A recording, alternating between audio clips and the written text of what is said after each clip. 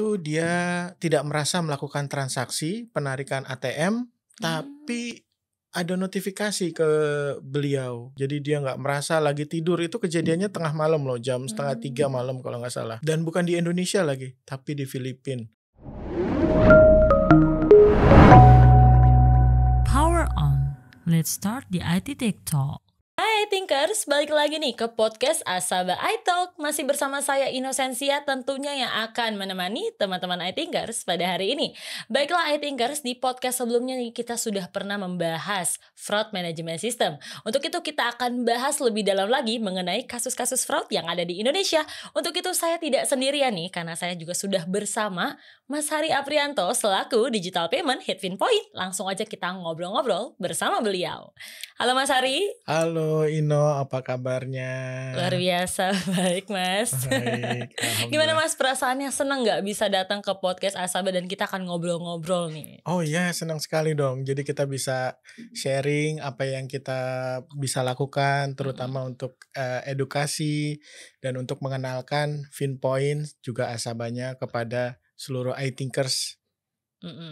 Oke, nah Mas Hari sebagai remind ya, jadi kita kan pernah membahas fraud itu sendiri sebelumnya. Boleh nggak di-remind lagi nih untuk para iThinkers biar lebih paham apa itu fraud? Nah, menurut Ino gimana fraud itu? Apa coba fraud Ino? Kalau dari saya itu adalah sebuah kecurangan nih, Mas. Karena kecurangan tersebut tuh bisa terjadi di mana saja. Ini dari penilaian saya nih. Betul. No. Kalau dari Mas Hari sendiri, gimana nih fraud tersebut? Jadi untuk lebih lengkapnya, fraud itu adalah suatu kecurangan, suatu tindakan untuk kita kan lebih detailnya ini adalah fraud digital payment ya.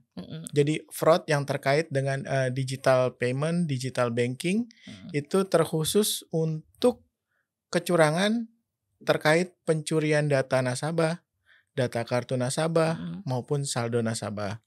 Itu nanti seperti apa, kita lihat kasus per kasus, dan kita juga nanti akan sajikan solusinya serta tips and trick buat para iThinkers. Wow, perlu banget nih para iThinkers, nanti akan dikasih tips and trick dari Mas Hari sendiri nih. Penasaran kan? Stay tune terus tentunya ya Mas Hari ya. Iya, Oke Mas Hari, nah jadi aku remind sedikit nih, ini aku sharing ya Mas. Boleh. Aku pernah mendengar nih kasus di tahun 2022. Belakangan ini loh Mas. Belum lama ya? Iya, kasus fraud ini jadi di tahun 2022 itu tepatnya kalau nggak salah di Filipina. Ini kasusnya kalau boleh tahu seperti apa sih Mas? Itu kalau nggak salah tuh lagi booming banget loh Mas. Oh iya, itu sempat jadi perbincangan dan cukup viral ya di salah satu platform sosial media. Jadi kejadiannya adalah salah satu nasabah bank terbesar di Indonesia, bank yang cukup terkenal lah. Kalau terbesar nanti ada lagi. Itu dia tidak merasa melakukan transaksi penarikan ATM, tapi ada notifikasi ke beliau kalau ada 4 kali penarikan tunai di ATM. Dan bukan di Indonesia lagi, tapi di Filipina. Wow, Coba iya itu sih. gimana caranya supaya pertama si nasabahnya itu tahu sehingga dia sadar untuk bisa melakukan misalnya pemblokiran atau mencari lebih tahu, dan si banknya juga jangan sampai kecolongan ada kasus-kasus berikutnya. Nah, itulah fungsinya fraud management system. Ini kan suatu kecurangan ya, jadi dia nggak merasa lagi tidur. Itu kejadiannya tengah malam loh, jam 2:30 malam kalau nggak salah. Wah, jadi Dia pas lagi enak-enaknya tidur ya Mas Hari ya, tiba-tiba dapat notif. SMS, tring sampai 4 kali, dan itu penarikan tunai semua di ATM. Kejadiannya bukan di Indonesia. Wah, bahaya sekali ya. Berarti kalau boleh tahu nih, ini kasus apa nih Mas? Karena kan banyak jenis-jenisnya nih. Salah satunya yang saya tahu nih ada skimmer, kemudian ada phishing, dan yang terakhir ini untuk counterfeit card sendiri nih juga bermasalah nih. Iya, betul. Jadi Ino udah sebutkan ya, ada skimming, ada phishing, dan ada yang namanya counterfeit card. Jadi yang digunakan itu adalah counterfeit card. Tapi gimana caranya sampai counterfeit card itu terbentuk dan bisa dipakai untuk bertransaksi di Filipina ya? Itu melalui sebuah metode yang namanya skimming. Skimming ya? Skimming pakai alatnya skimmer. Oh, yang tadi saya sebutkan itu skimmer itu alatnya Alatnya, ya? Oke, berarti skimming ya metodenya teman-teman iThinkers ya? Oke.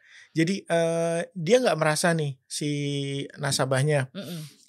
Selama ini dia selalu kartunya selalu ada di dompetnya, nggak pernah Oh. dia pakai buat transaksi online, nggak pernah dia pakai atau dia pinjamkan ya, maksudnya ke orang terdekatnya. Tapi kok tiba-tiba ada duplikat kartu dan ada transaksi dari luar negeri. Iya. Kenapa itu? Bingung sih ya, Oh Mas. Saya iya, sendiri juga bingung loh. heeh, Kok bisa itu terjadi? mhm, Sedangkan permasalahannya ada di Filipina, gitu mhm. ya. Kenapa kartunya bisa sampai terbang ke Filipina gitu? Hmm, Ini kemungkinan besar ya, mm-mm, kemungkinan besar, iya. dan ini memang, sesuatu yang sering terjadi itu adalah waktu si nasabah memasukkan kartunya Mm-mm. atau bertransaksi baik di ATM maupun di mesin kasir yang di depan kasir, misalnya kasir di, toko swalayan gitu Iya, ya, itu kan kita memasukkan kartu ya. iya. Nah, itu kita harus hati-hati Oh karena gitu. bisa jadi di depan, alat untuk Mm-mm, memasukkan kartunya itu, mm-mm. ada device yang namanya skimmer yang bisa membaca kartu Oh, bahaya kita. sekali ya. Heeh. Mhm. Jadi saya tuh pernah loh Mas Apa Hari, tuh? belanja ya, Mhm, jadi menggunakan kartu ATM. mhm. Kemudian itu kenapa bisa ada pengulangan tuh, Oh terjadi iya. sampai penggesekannya 2 kali. Oh, Berarti mengalami kegagalan atau bagaimana itu Mas Hari? oke. Mhm. Sekarang ini kita udah pakai kartu chip, harusnya udah nggak boleh digesekkan lagi Oh, ya. seperti Nah, kartu ini ya Mas ya, saya coba tunjukkan ya. ditunjukkan. Iya, Ah, saya bawa iya. nih kartunya Waduh, mana kebetulan. chipnya no? Ini chipnya. Oh, chipnya gold ya. Iya. Terus di belakangnya tuh ada magnetic stripe no, coba Oh, lihat. yang hitam ini ya berarti ya? Nah, Mhm. itu yang paling mudah diduplikasi karena itu mirip dengan kartu akses door atau Mhm. kartu absensi atau kartu pengenal lainnya, itu namanya magnetic stripe dan itu Mhm. udah banyak, device yang dijual untuk Oh, membaca dan mhm. juga, mungkin Nino juga Iya, tahu, bahaya sekali dong, Mas. mhm. Berarti data-data kita langsung bisa kesebar ya?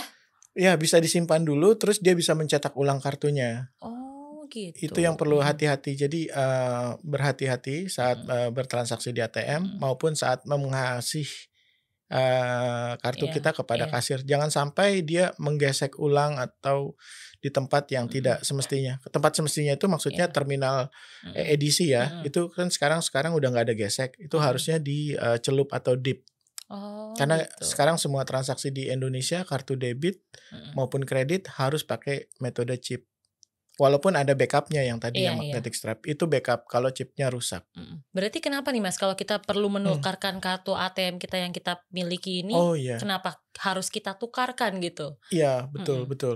Jadi kita udah bahas sebelumnya jadi ya, kenapa mhm. kita tukarkan, ya memang keamanannya lebih canggih, Oh, lebih terlindungi, mhm. data kita, data nasabah, data kartu, Mmm, itu disimpan di dalam chip. Itu mhm. nggak semua alat bisa baca dari chip, walaupun nanti perkembangannya fraud itu mungkin saja menyerang chip gitu. Gitu. Mhm, Jadi tapi yang pasti lebih aman, mhm, jauh lebih aman. sangat membahayakan sekali ya, berarti Mhm. ini adalah salah satu kasus skimming ya, Ya, ini Mas? kasus skimming atau kasus pencurian data Oke, kartu mhm. melalui alat skimmer Oh, gitu. jadi alat skimmer ini bisa Mhm, memanipulasi data-data kita. Jadi skimmernya itu alatnya, mhm, lalu, pada mhm, saat kita memasukkan kartu ATM itu loh, mhm, teman-teman iThinkers mhm, harus lebih hati-hati lagi. mhm. Karena tidak tahu nih ada kamera yang tersembunyi ya. Iya, Kamera tersebut kan di bawah PIN atau, mhm. Atau misalnya di CCTV yang di atas. iya, Mhm, jadi bisa terdeteksi dan kemungkinan PIN kalian terambil, iya. gitu. Jadi benar tadi Ino bilang, Mhm, terima kasih Ino, mhm, itu, masukan juga buat kita. mhm, Dia si skimmer atau si penjahat ini, si fraudster ya sebutannya, mhm. bisa mengambil data kartu kita melalui, alat skimmer tadi. Oke, Tapi mhm. kalau cuman dapat data kartu, itu nggak berguna. Karena Mmm, untuk bertransaksi di ATM, kita kan memasukkan PIN kita juga. iya, Nah itu, betul, selalu lindungi PIN Anda juga, mhm, pastikan untuk meng-cover, PIN pad, mhm. angka-angka itu saat Anda memasukkan PIN. Jadi Oh, memang, mhm, skimmer itu kadangkala tidak bisa kita cegah karena iya, saat kita memberikan kartu ke kasir pun kita nggak bisa tahu dia menggeseknya di mana. Tapi yang mmm, pasti mhm. saat memasukkan PIN lindungi dan sesering mungkin ganti PIN. Oh, agak ribet juga ya, Mas, berarti ya, harus pengganti PIN Iya, ya? eee, Heeh, mengganti PIN memang sebenarnya adalah suatu, iya, apa ya namanya, budaya yang iya, harus udah kita, mhm. kita lakukan karena takutnya PIN kita itu diketahui orang. Oh, gitu. Jadi kalau secara reguler mungkin 3 bulan, 6 bulan perlu ya. perlulah untuk mengganti PIN tersebut. PIN ATM-nya atau password kalau misalnya pakai mobile banking. Nah, Mas, kalau boleh tahu nih ada salah satu kasus fraud lagi nih. Ini kan ada phishing nih ya. Boleh dijelasin gak sih Mas phishing itu seperti apa biar phishing. Para iThinkers nih lebih paham lagi nih kasus-kasus tersebut ya. Kalau phishing itu kata dasarnya adalah fish. Jadi memancing ya, phishing gitu ya. Jadi yang dilakukan oleh si fraudster ini adalah memancing kita untuk memberikan data informasi pribadi, data informasi akun terkait nasabah maupun kartu kita. Itu caranya gimana? Biasanya kita suka dapat promo-promo gitu, atau ada yang nge-DM kita, ada yang ngirim SMS, ada yang ngirim email untuk kita mengklik link tersebut. Nanti linknya diklik, kita diarahkan untuk mengisi data-data. Nah, jangan sampai data-data terkait kartu, nama ibu kandung, tanggal lahir, ataupun data yang terkait dengan akun kita itu diberikan ke situ. Hati-hati, walaupun bilangnya ini promo atau bilangnya dari bank itu sendiri. Ya Mas, yang seperti itu ya. Karena bank sejujurnya tidak pernah melakukan hal seperti itu. Biasanya kita diminta datang langsung atau websitenya tapi website resmi mereka gitu. Nah, berarti untuk para iThinkers nih harus lebih hati-hati ya dengan email-email yang masuk atau website-website dari DM pun juga harus berhati-hati ya, karena saat kita mengklik tiba-tiba data kita langsung terambil ya dengan begitu cepatnya loh Mas, teknologi zaman sekarang itu perubahannya itu semakin cepat. Iya, hati-hati juga itu. Nah, Mas Hari ini punya nggak sih atau ada nggak cara-cara untuk mengamankan data-data tersebut nih serta menghindari kasus-kasus fraud ini nih, khususnya untuk para iThinkers nih yang lagi nonton di rumah nih. Betul. Jadi kita dari PT Finpoint Indonesia, Solusi Indonesia ya, itu punya solusi. Solusinya kepada si bank ya, supaya bank itu bisa mendeteksi kalau ada pencurian data nasabah gitu, atau ada transaksi yang misalnya terlalu berdekatan. Jadi ada transaksi jam 1 sekarang nih jam 1 siang di Jakarta, kemudian ada transaksi lagi jam 1.15 tapi di Jayapura misalnya. Itu kan nggak mungkin kan? Karena bagaimana mungkin dalam 15 menit satu orang yang sama melakukan transaksi di tempat yang berbeda. Nah, itu kita punya namanya fraud management system yang bisa mendeteksi anomali atau kejadian aneh seperti itu. Berarti keren banget ya, punya servisnya sendiri yaitu fraud management system. Kita punya solusinya. Itu salah satu contoh kasus ya. Atau misalnya dia tiba-tiba nggak pernah nih seperti Mbak Ino ya, kita punya datanya selama 1 bulan terakhir Mbak Ino itu biasa transaksi di A, B, C, terus tiba-tiba kok Mbak Ino bertransaksi di D terus gitu ya. Ini ada apa gitu. Itu kita bisa kirim notifikasi ke Mbak Ino. Mbak Ino tolong cek ada apa ini gitu misalnya. Karena kemungkinan kan kita sudah tahu polanya Mbak Ino, belanjanya di sini, terus makannya di sini gitu ya. Tiba-tiba kok Mbak Ino belanja elektronik terus-terusan gitu. Dengan jenis barang yang sama. Itu yang kita takutkan adalah fraud yang sedang mencoba mengambil dana di Mbak Ino dari akunnya. Pola-pola seperti itu bisa kita deteksi. Berarti ini ada 2 ya servisnya, yaitu ada konsultasi terlebih dahulu, mungkin bisa ke Mas Hari nih ya untuk mengkonsultasikan nggak sih, dan juga ada solusi-solusi untuk mendeteksi aplikasi fraud management system ini. Keren banget nih. Nah, Mas Hari, sebelum kita menutup perjumpaan kita nih, tapi nggak terasa banget loh ya, kita sudah ngobrol-ngobrol banyak banget nih ya. Mungkin ada nggak sih tips and trick dan juga nih untuk teman-teman iThinkers ya, mungkin closing statement untuk kita semua kali ya. Supaya lebih berhati-hati lagi dalam menjaga data-data baik iThinkers ya kan. Mungkin iThinkers di rumah nih mungkin banyak yang masih ceroboh, atau saya pun juga masih banyak ceroboh. Kita semua kadang-kadang lalai. Ada lalainya. Boleh gak sih Pak? Silakan. Ya, seperti kita ketahui ya, namanya kejahatan itu terjadi bukan hanya karena ada niat jahat si penjahatnya, tapi bisa jadi juga karena memang kitanya lalai dan kitanya itu juga tidak waspada gitu. Jadi kalau dari sisi saya sih lebih baik kita mencegah atau mewaspadai apa yang akan kita lakukan. Pertama, jika kita melakukan transaksi di ATM, pastikan kita selalu melindungi PIN yang kita masukkan. Jangan sampai ada yang melihat, sebisa mungkin ditutupi lah. Ya, satu. Terus periksa lagi alat yang di depan ATM itu apakah ada sesuatu alat tambahan yang sepertinya tidak wajar gitu. Dan berhati-hati selalu jika menerima pesan, baik SMS, WhatsApp, email. Jika ada promo-promo, jangan pernah mengklik, tergiur ya. Boleh mengklik mungkin, tapi jangan pernah menyampaikan atau menginformasikan sesuatu yang bersifat rahasia. Apalagi nomor kartu, apalagi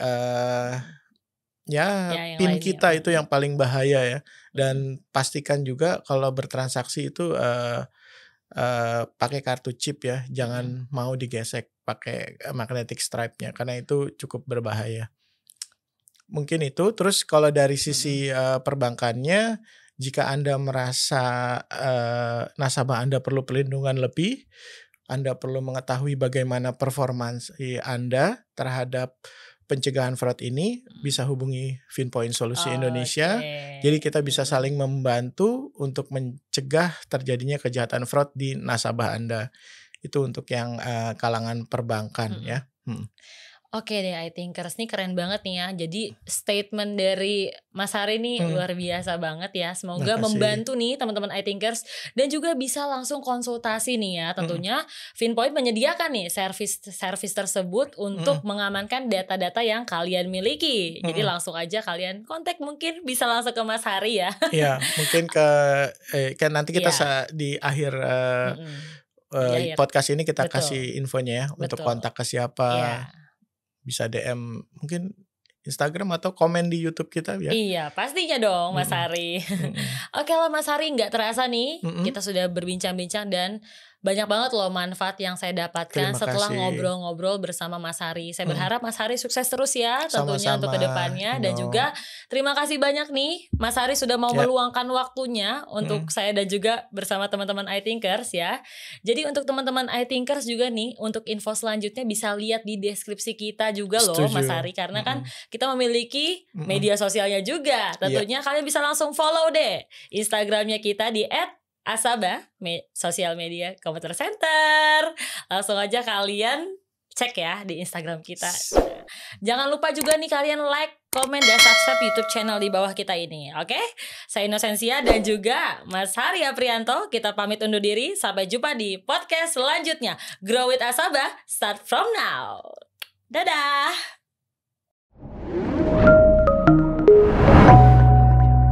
Power on. Let's start the IT Tech Talk.